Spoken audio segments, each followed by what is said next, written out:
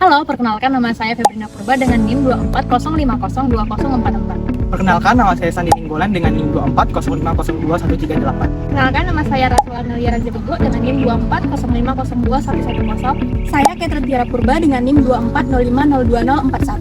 Di video ini kami akan membahas mengenai analisis permintaan, penawaran, dan kebijakan pemerintah terhadap beras, minyak, dan juga telur Indonesia dan Korea Selatan. Selamat menyaksikan.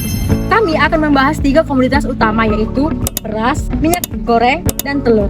Ketiga komoditas ini dipilih karena memiliki tingkat konsumsi yang tinggi serta berpengaruh langsung terhadap pengeluaran rumah tangga masyarakat. Selanjutnya, Indonesia dan Korea Selatan memiliki karakteristik yang berbeda dalam pengelolaan sektor pangan, di mana Indonesia memiliki keunggulan dalam sektor pertanian dan perkebunan, khususnya produksi minyak sawit. Sedangkan Korea Selatan memiliki keunggulan dalam teknologi modern dan kebijakan perlindungan pangan untuk menjaga stabilitas pasokan. Oleh karena itu, penelitian ini bertujuan untuk membandingkan harga, ketersediaan, serta kebijakan pemerintah pada kedua negara.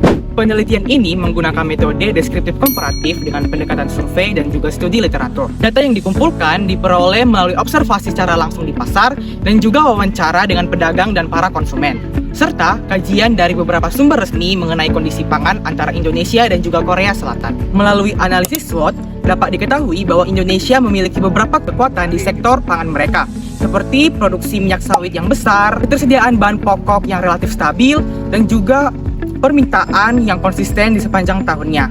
Tetapi ada juga kelemahannya, seperti tidak meratanya distribusi bahan pokok, fluktuasi harga musiman, dan juga ketergantungan terhadap kondisi cuaca. Ada peluang-peluang yang dapat dimanfaatkan Indonesia untuk meningkatkan sektor pangan mereka, seperti pengembangan teknologi pada sistem pertanian dan juga melakukan kerjasama perdagangan antara Indonesia dan juga Korea Selatan. Namun, ada ancaman yang harus diperhatikan, seperti kenaikan inflasi pada barang pokok global dan juga kenaikan harga distribusi dan produksi internasional. Hasil penelitian menunjukkan bahwa ada perbedaan harga bahan pokok antara Indonesia dengan Korea Selatan. Pada beras 5 kg, harga di Indonesia berada pada kisaran Rp78.000, sedangkan di Korea Selatan harganya mencapai Rp185.000.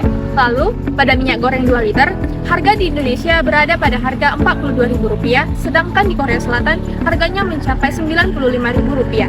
Dan untuk telur ayam pada harga 1 kilo, di Indonesia berada pada harga Rp30.000, sementara di Korea Selatan mencapai Rp68.000. Berdasarkan hasil wawancara kami, beras merupakan komoditas bahan pokok yang sering mengalami perubahan harga. Selain itu, kenaikan harga pada minyak goreng dan juga telur ayam berdampak pada pengeluaran rumah tangga masyarakat. Secara umum, harga bahan pokok di Korea Selatan cenderung lebih tinggi dibandingkan dengan Indonesia. Hal itu dipengaruhi oleh faktor produksi, distribusi, dan juga kebijakan tiap negara. Nah, dari perspektif ekonomi manajerial, harga bahan pokok dipengaruhi oleh interaksi, permintaan, dan penawaran di pasar.